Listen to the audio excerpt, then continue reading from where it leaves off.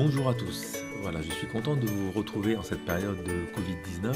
Cela fait un petit moment qu'on ne s'était pas vu. Bientôt un mois si je ne me trompe pas, non? Enfin bref, quoi qu'il en soit, cela fait un petit moment. Je venais par ce billet, j'ai trouvé ce billet-là, de pouvoir vous enregistrer des vidéos et de les diffuser sur ma chaîne YouTube afin de vous faire participer au cours de manière visuelle, en dehors de vous envoyer juste des mails et de faire des visioconférences. Je ferai en sorte de faire des mini-cours comme ça, comme si c'était des tutoriels pour vous accompagner. Alors, je sais que parmi vous, il y en a pas mal qui m'ont écrit. Merci à ceux qui m'ont écrit, qui m'ont répondu et qui ont tenté de faire les exercices que je leur ai demandé à faire dans le livre Nathan. Voilà, le but de ce petit tutoriel, on va dire, c'est de vous faire une introduction sur les fonctions de référence et de vous présenter la plus importante. Voilà, donc la plus importante, mais une des plus basiques et qu'il va falloir connaître. Voilà, ça sera votre meilleur ami. Alors, du coup, aujourd'hui, nous allons utiliser GeoGebra pour faire les calculs, pour faire les représentations graphiques, et nous n'utiliserons pas la calculatrice. Voilà, les calculatrices, on l'utilisera dans un prochain tutoriel. Pour le moment, on va axer le travail sur GeoGebra parce qu'il est gratuit, il est disponible en ligne et vous pourrez tous y accéder, et nous l'utiliserons de plus en plus. Alors, c'est quoi une fonction ? En français, en fait, une fonction, c'est quelque chose qui permet d'exécuter une tâche. Il y a des fonctions vitales, fonctions du corps humain, fonctions automobiles, fonctions mathématiques.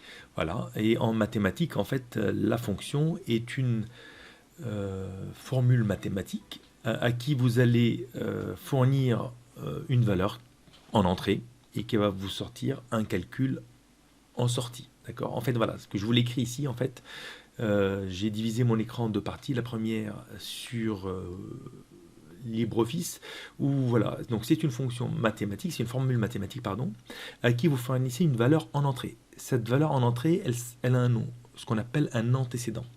Et la sortie a un autre nom. Donc en fait, le calcul, une fois que vous l'avez mouliné, ça va vous donner une valeur, c'est ce qu'on appelle l'image. D'accord ? Donc à l'entrée, vous allez avoir une image, et à la fonction finale, donc cette image-là, il y a un antécédent. L'antécédent, c'est ce qui a antécédé en fait. De l'antécédent, on a l'image. Alors, dans le milieu de l'automobile, puisque j'enseigne dans des lycées professionnels, entre autres sur la mécanique et la carrosserie, on a 10 000 fonctions dans le véhicule. Alors, la plus basique, c'est la fonction en fait qui calcule la vitesse. Comment on calcule la vitesse ? Vous avez la roue qui tourne, elle fait un certain nombre de tours par minute. On peut transformer les tours par minute, d'accord, à une vitesse linéaire kilomètres par heure. Donc voilà, je vous renvoie vers vos cours de CAP, première année de seconde, comment je transforme mon tour par minute en kilomètres par heure. Donc, aujourd'hui, on va travailler sur l'utilisation mathématique d'une fonction et sa représentation graphique. Non seulement on va faire des calculs, mais on va faire une représentation graphique. Alors, on prend l'exemple le plus simple, la fonction carré. Le carré, c'est quoi ? Le carré de 2, le carré de 3. 3 au carré, c'est 3 fois 3. D'accord ? 2 au carré, c'est 2 fois 2. Et le carré, on le représente par un petit exposant qui est 2. La fonction cube, c'est un petit exposant 3. Voilà, etc., etc. Donc la fonction carré, en fait, pour représenter une fonction, nous allons la noter y égale x au carré. D'accord ? Ou c'est la même chose, f de x égale x au carré. Donc en fait, c'est la fonction qui est calculée en fonction de x. D'accord ? Et ici, effectivement, on a dit x de l'autre côté. Mais ça peut être aussi représenté x en fonction de donc x au carré. D'accord ? Donc y égale y ou f de x, voilà, est égal au carré de x. D'accord ? Donc en fait, quand on regarde, rappelez-vous, je renvoie aussi et également vers vos cours de CAP, de seconde et même avant. Vous avez un repère comme ici orthonormé, l'axe des abscisses est en bas, donc on représente les x sur l'axe des abscisses, donc ça peut varier de moins l'infini jusqu'à plus l'infini. Et les valeurs des y sont sur les axes des ordonnées, d'accord? Donc, et on représente un point avec ses coordonnées, les x et les y, d'accord? Voilà, donc on va faire varier notre valeur d'entrée x de moins 5 jusqu'à plus 5 en utilisant pour le moment que des valeurs faisant partie du domaine des entiers. Donc les entiers, c'est 1, 2, 3, 4, moins 1, moins 2, moins 4, 0. Et du coup, je vais faire varier ma valeur x de moins 5 à plus 5 avec un incrément de 1. Donc moins 5, moins 4, 0, 1, 2, 3, 4, 5. D'accord? Voilà, donc x, donc, qui est l'antécédent, part de moins 5 dans le tableau jusqu'à plus 5. D'accord?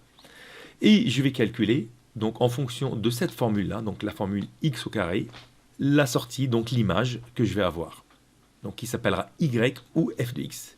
Et après, je vais les reporter, donc chaque couple x, y, d'accord, donc aura un point final qu'on appellera donc a, b, c, d, etc. Donc voilà, là je rajoute x, y.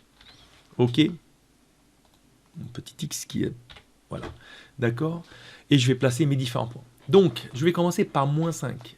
Et je me dis, voilà, y est égal à moins 5. Donc, je remplace le x par moins 5. Et tout ça est au carré. Donc, moins 5 au carré, c'est moins 5 fois moins 5. Moins 5 fois moins 5. Alors, moins fois moins, ça s'annule, ça devient plus. D'accord? Donc, ça fait 25. Pour la valeur de x égale à moins 4, la même chose, je mets moins 4 au carré. Donc ça fait moins 4 fois moins 4, le moins fois le moins font plus, et le 4 fois 4 fait 16. Et ainsi de suite, donc pareil pour le 1, 1 fois 1, bah 1, et les moins 1 fois le moins 1, c'est 1 également, puisque les moins fois moins, c'est toujours plus. Plus fois plus, plus, et moins fois plus, ou plus fois moins, c'est moins. Voilà. Donc pour les 0, bien sûr, 0 fois 0, c'est égal à 0. Et je repars dans le domaine des positifs, donc des entiers positifs. 1 au carré, bah, c'est 1 fois 1. 2 au carré, c'est 2 fois 2. 3 au carré, etc. etc. Voilà. Et du coup, j'ai mes différents points et je vais les placer sur mon petit graphique. Alors, maintenant, on va faire cela sur GeoGebra. Sur GeoGebra, en fait, vous allez sur le site geogebra.org. OK, et sur geogebra.org, vous allez pouvoir lancer le graphique. Donc je démarre le graphique et je vais tomber sur un environnement dans lequel j'ai en première partie un endroit où je vais pouvoir faire tout simplement des calculs. Alors lui, il appelle ça algèbre, parce qu'en fait, on fait de l'algèbre en général. Donc c'est représenté par une petite calculatrice. Vous pouvez taper tout simplement 1 plus 1, 1, 2, d'accord, 7 fois 7, 49, etc. Mais je peux afficher également une équation. J'arrive à l'équation. On peut afficher du coup la forme de la courbe y égale x au carré. Alors quand je reviens à ce tableau-là, de ce côté-là, vous voyez que tous vos points A, B, C, D jusqu'à K, en les plaçant sur mon repère orthonormé, je vais pouvoir relier les différents points que j'ai placés et cela va me dessiner la courbe de notre équation y égale x au carré. Alors, j'avais déjà entré les points un par un sur GeoGebra, d'accord? Pour pouvoir le faire, vous rentrez A et vous faites égal moins 5, 25. Vous rentrez moins 5, le X, et 25, le Y, d'accord? Alors, sur GeoGebra, il faut mettre une virgule. Et la virgule est représentée par un point. Donc, admettons 3,5, c'est 3,5. Normalement, les points, quand on les représente dans un repère orthonormé, on les sépare par un point-virgule. Ici, je vais tout simplement les séparer par une virgule. D'accord? Donc, pour le moment, je les sépare par une virgule et ça m'a placé tous mes points. Regardez, tous les points sont affichés avec une couleur bleue qui est là. La couleur, je peux la changer en fait en venant cliquer sur Propriétés et je peux aller choisir la couleur. Pour le moment, je garde bleu. Et maintenant, je vais demander à GeoGebra, lui, de me tracer la courbe y égale x au carré. Et ici, je viens tout simplement, je tape x, d'accord? Alors, c'est une droite, il m'affiche une droite. Et pour pouvoir afficher le carré, alors attendez, ici en bas, j'ai un petit clavier virtuel et le carré, il est là. Ok, au niveau du clavier virtuel, je fais au carré et il me fait la forme d'une courbe carrée. Alors, je l'appelle par moment courbe carrée.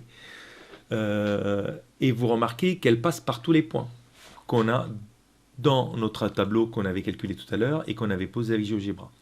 Donc, en fait, le fait de demander à GeoGebra de calculer ou d'afficher l'équation y égale à x au carré, et qu'on appelle une parabole, elle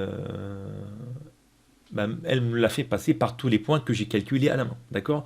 À la base, vous devriez savoir calculer à la main le tableau des valeurs que je vous ai mis ici, que ce soit pour x au carré, x au cube, 1 sur x, racine carrée de x, etc. ou n'importe quelle autre formule qu'on va vous donner, ou équation.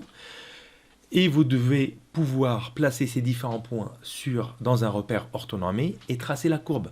C'est la base. Ensuite, vous pourrez utiliser ou une calculatrice, ou en l'occurrence GeoGebra. Alors, voilà, je n'ai rien d'autre à rajouter, donc n'oubliez pas, la fonction s'appelle parabole. Donc, parce qu'elle ressemble entre autres à une parabole. D'accord? Alors, attendez. Parabole. Je la mets en gras. La parabole, elle peut être beaucoup plus large que cela. Si je mets 0,5, qu'est-ce que la somme me donne? 0,5, elle devient plus large. Si je mets 0,05, encore plus large. Et là, ça vous fait penser à une parabole. Voilà, si vous coupez cette partie-là de là jusque là, vous avez une parabole que vous voyez de profil, une parabole qui permet de capter les ondes télévisées, entre autres. Voilà. Ce moyen, c'était pour vous aider un petit peu à démarrer. Voilà, ça fait à peu près entre 10 et 15 minutes pour un petit tutoriel qui va vous permettre de résoudre l'ensemble des questions que je vous ai demandées. Je reviendrai avec un autre tuto pour aller un petit peu plus loin. À très bientôt et merci de me suivre et n'hésitez pas à vous abonner à ma chaîne afin d'avoir les nouveaux cours, les corrections et pas mal d'informations sympathiques. À très bientôt.